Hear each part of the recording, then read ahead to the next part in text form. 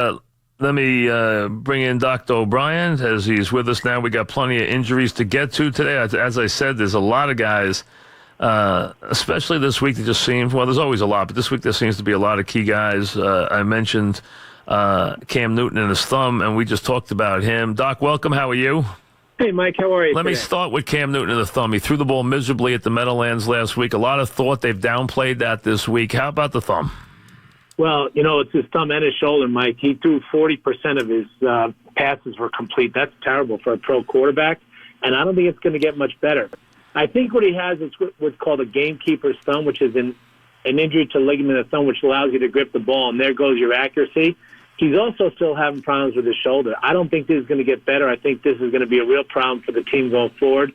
And I think it's going to have to change what they do, and it's going to change how people defend them. Wow, so you think there is an issue there. Okay, now McCaffrey has also got a shoulder injury. I mean, he's a big key to them in what they do. They don't have a lot of receivers. They traded one away. They're banged up at tight end. So McCaffrey gets a load of the work, and he's got a shoulder. Yeah, but it's an easy one, Mike. He's got his AC joint, and that is something that guys can play through. And it's acceptable and not wrong to even give him an injection to try to calm that down. It doesn't mask anything, and so he'll probably get an injection. You'll probably see him play normally. Julio Jones had a huge week last week, showed up on the injury report with an ankle after putting up record numbers last week. 2 long touchdowns, 1 on an option pass, 12 catches, 252 in receiving yardage, and then he showed up on the injury report, and they said they were a little concerned about an ankle. What about him? He got hurt, Mike, 2 weeks ago. He hurt his ankle and his knee, and they gave him like a laughable amount of cushion, and he ripped them apart all day. 253 yards was the third most of his career. Yep. He's amazing. This is one guy that can play on one foot. This is a guy that can get separation with an injury. This guy reminds me of LT when you thought he'd be. I think he's one of the great players of this generation. I agree. I think he's one of the best players. He's one of the best wide receivers of all time. I totally agree. Not only that, Mike, this guy will kill you even when he's hurt. Yep, this I agree. guy is amazing. He's amazing. Yeah, he had a great game. So he played with the bad ankle last week is what you're telling me. Absolutely. I saw the video. He hurt his knee and his ankle on the same play, and they thought that he was going to be hurt, so they gave him a big cushion, and he ripped him apart. Ty Montgomery, who they've tried to get back in the lineup, he's always seemed to have something. Now it's the ribs. How about him? The problem with him is he fractured multiple ribs. Now, we've talked about this before. 1 rib is different than 2, which is different than 3. He had multiple rib fractures. They kept him out for 6 weeks, which is the appropriate thing. But when he came back, he got hurt right away. This is like a boxer who takes too many hits to the midsection. They just can't go. I think you might not see him back maybe the rest of the season if he, in fact, refractures his ribs. Wow. Because when you fracture ribs, Mike, they do heal very fast. But if you fracture them the second time, they have delayed healing. So I'd really be concerned about his ability to return this season. I really would. All right. DeAndre Hopkins, bad foot. We've got a couple of guys with foot injuries. How about Hopkins? The problem with that, Mike, is, a foot's not a foot, not a foot. Certain injuries to the foot are really big problems, and all they put down is foot injury. The only thing is he's practiced fully the last couple of days. He was upgraded to full in Thursday's practice. I don't think it'll be a big issue. I don't know what the foot issue is because I couldn't get any information. All right. Will Fuller with the rib injury. All right. Now, he's been out 2.5 weeks. Yep. It doesn't say how many ribs were broken. I think he'll be back, but it might not be for a week or two. They ruled him out for this week for sure. If it's 1 rib, it could be next week. If it's more than that, it changes. I don't know what to tell you. Okay, we're talking with Dr. Steve O'Brien, Hospital for Special Surgery. The Pats put Brady on there, but he's practiced the last couple of days, so we're not worried about him. Hogan in the shoulder, how about him? Well, if you remember, Mike, when we talked about it last time, I was really concerned about the hit that he took. He will be out 5 weeks this Sunday, and they do not have a timetable in his return, and he has not practiced. I think what he has, and they're not saying it, is called pseudoparalysis. He got a hit under his shoulder pad, and I think it traumatized the nerve to his deltoid. And I don't mean to get too technical, but if you look at a guy like John McCain lifting his arm, That's pseudoparalysis, and that's what I think he has. And the reason why they probably didn't put him in IR is he actually could return in a week, but it's a week-to-week deal. Yeah, next week is the big game against the Steelers. If they're holding him, they're probably holding him for that game. That game will decide home field in the AFC. It comes down to those two. The next game is at Pittsburgh next week. And if he's going to reemerge, that would be the game.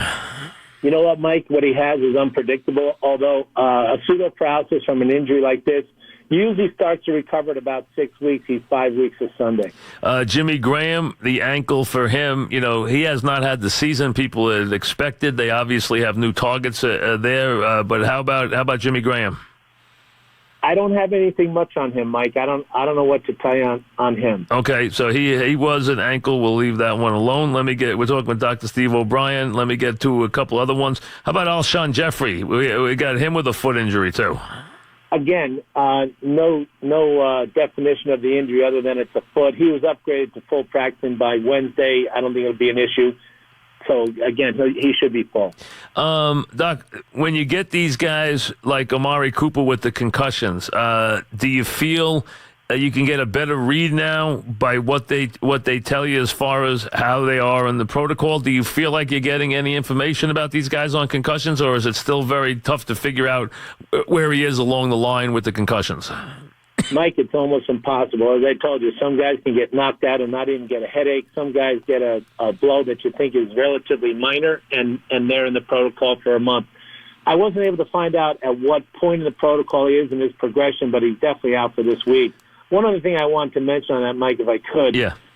Darian Stewart was fined $24,000 for that hit. It was not a bad hit. I'm so surprised. They've missed so many the other way. Darian Stewart actually turned his body trying to avoid hitting him and then just kind of stood still to defend himself. I was shocked that he was fined for this thing. It really was not. It was not a head-to-head blow. They're not consistent on those at all, Doc. They really are not. And sometimes they're almost trying to predict intent, while sometimes they don't even make the connection and they still find them and they still throw the flag on them. They're not consistent at all in that regard. It's very, very hard to figure. And like I said, a lot of times they're now almost anticipating hits too, and throwing penalties for those where they don't even connect on the hits. So that whole thing has gotten a little crazy when it comes down to guys who are in a position that they consider that he can't defend himself and stuff like that. It gets very, very tricky as to how they officiate it and how they legislate it. We're talking with Dr. Steve O'Brien.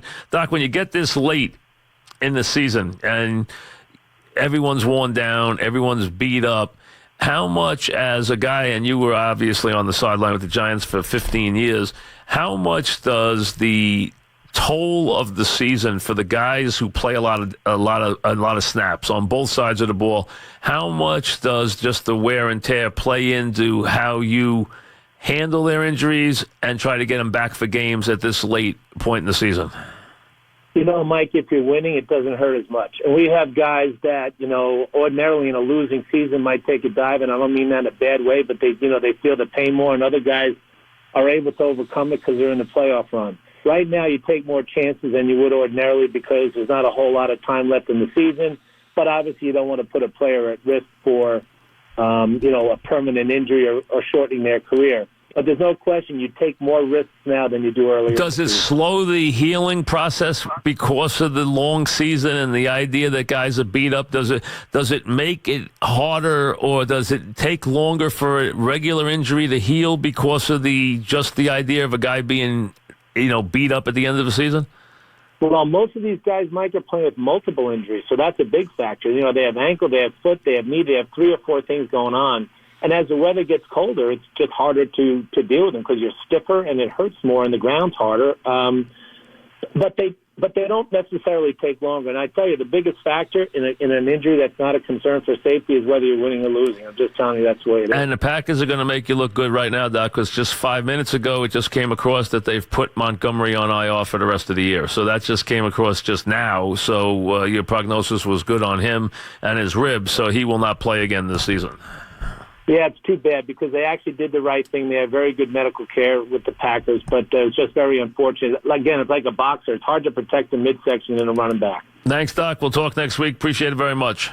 Mike, have a great week. Thank you. Dr. Steve O'Brien, Hospital for Special Surgery. So he just told you about Montgomery. It was going to be very tough for him. You might not see him again this year. 2 minutes later, he's put on IR, so now you won't see him again this year. So Montgomery's gone for the season. A lot of foot injuries. And as Doc's told you, there's different types of foot injuries they don't specify. Makes all the difference in the world.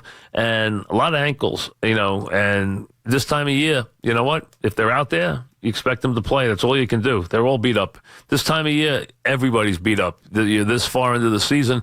You've played double-digit games. You're coming down the stretch now. And as Doc told you, if you're winning, it's a lot easier to get in there and, play through the pain and the nagging hurts than it is when you're having a long season. At 9-2, hurts a lot less than it does at 2-9. That's for sure. Back after.